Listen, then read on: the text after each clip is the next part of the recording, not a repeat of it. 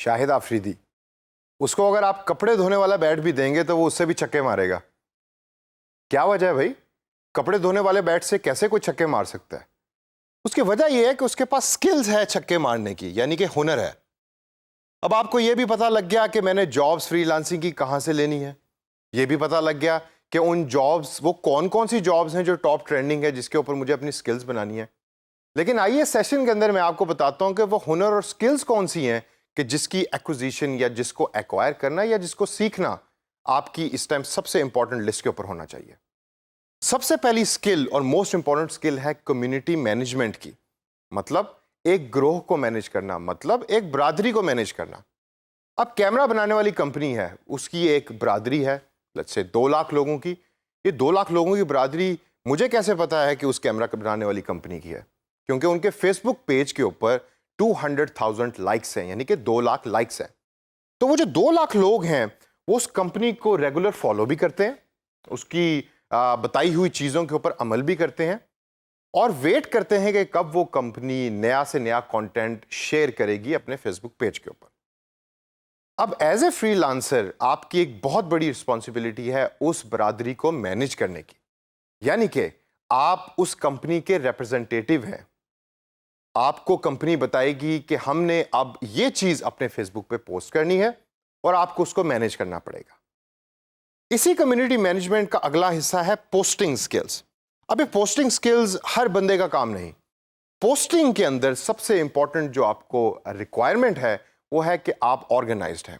آپ کو پتا ہونا چاہیے کہ میں نے کون سی پوسٹ کب کرنی ہے اور اس کا فائدہ کس کو ہوگا. Secondly, advertising. ایڈورٹائزنگ سے کیا مراد لیتے ہیں آپ؟ کیا ٹی وی کے اوپر چلنے والے اشتہارات کو میں یہاں ایڈورٹائزنگ کا نام دے رہا ہوں؟ نہیں. ایڈورٹائزنگ سکلز کا مطلب ہے کہ آپ سرچ کریں کہ آپ کے کلائنٹ سے ملتے جلتے پروڈکٹس انٹرنیٹ پہ کیسے بک رہے ہیں، ان کے اشتہارات کس طرح کے ہیں. اب اگر آپ نے یوٹیوب کے اوپر ایڈورٹائزنگ کرنی ہے تو وہ فرق ہے، اگر آپ نے فیس بک کے اوپر ایڈورٹائزنگ کرنی ہے تو وہ بالکل فرق ہے. تو آپ کے پاس سکلز ہونی چاہیے سارے پلیٹ فارمز کی ایڈورٹائزنگ سکلز. اس کے بعد ہم دیکھتے ہیں تو ہمیں نظر آتا ہے ایکوزیشن.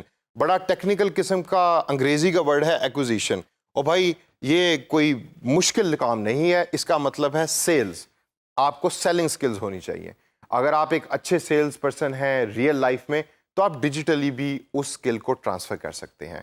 کون سی ویب سائٹس ہیں کہ جہاں جا کے آپ سیلنگ کر سکتے ہیں، اس کورس کے اندر ہم آگے جا کے اس کے بارے میں ذکر کریں گے. اس کے بعد اگر ہم دیکھیں تو ہمیں نظر آتا ہے پرفارمنس میجرمنٹ. کافی سارے ڈیجیٹل مارکیٹرز اس چیز کو بھول جاتے ہیں کہ جو ہم کام کر رہے ہیں اس کو ہم نے میجر بھی کرنا ہے، اور میجرمنٹ ہماری زندگی کا بڑا امپورٹنٹ حصہ ہے. تو میری آپ کو سجیشن یہ ہے کہ آپ کے پاس پرفارمنس میجرمنٹ کی سکل ہمیشہ ہونی چاہیے تاکہ کلائنٹ کو یہ پتہ لگ سکے کہ جو آپ اس کے لیے کام کر رہے ہیں اس کی امپورٹنس کیا ہے اور اس کو میجر کیسے کر رہے ہیں آپ. اس کے بعد اگر ہم دیکھیں تو ہمیں نظر آتا ہے کلائنٹ ڈیلنگ. کلائنٹ ڈیلنگ در حقیقت صرف اخلاق کا نام ہے. اگر آپ کو پتا ہے کہ میں نے کلائنٹ کے ساتھ بات کیسے کرنی ہے، اگر آپ کو پتا ہے کہ میں نے کلائنٹ کے فیڈ بیک کو کس طریقے سے لے کے اپنے کام کو امپروو کرنا ہے، تو you will become a very good digital marketer in the freelancing world. اس سے اگر ہم آگے چلیں تو ایڈ کریشن پوسٹنگ اور ایڈورٹائزنگ کے اندر اس کا شمار ہوتا ہے، اس کے ساتھ ہم اس کو مکس کرتے ہیں. لیکن اس کی ڈفرینٹ طریقے کی سکلز ہوتی ہیں جو اس کورس کے اندر ہم سیکھیں گے بھی، اور اس کو سیکھ کر آپ اس کو اپلائی کریں. In the end, last but not the least, yet again, is blog creation. So blogs are those informally managed web page or websites that post content about similar types of ideas and topics. یہ تو میں نے face بک کے بارے میں بھی ابھی تھوڑی دیر پہلے کہا تھا جب میں کمیونٹی مینجمنٹ کی بات کر رہا تھا. نہیں، فیس بک ایک پری ڈیزائنڈ پلیٹ فارم ہے جو آپ کو پرووائڈیڈ ہے، جس کے اوپر ڈفرینٹ طریقے کی کمپنیز اویلیبل ہیں. جبکہ بلاگز وہ ویب سائٹس ہیں جو کمپنی اپنے ریڈرز کے لیے بناتی ہے اور اس کے اوپر کنٹینٹ کو شیئر کرتی ہے جو ریڈر جا کر اس کو دیکھتا ہے. اب as a free lancer of digital marketing, blog creation آپ کی ایک ذمہ داری ہے، اور آپ کو اس کی سکل آنی چاہیے کہ بلاگز کیسے بنانا ہے، کہاں بنانا ہے اور اس کے اوپر پوسٹ کیا کرنا ہے تاکہ زیادہ سے زیادہ لوگ اس کو پڑھیں اور کمپنی کو اس کا فائدہ ہو. تو دوستو اس سیشن کے اندر میں نے آپ کو ڈفرینٹ سکلز کے بارے میں بتایا.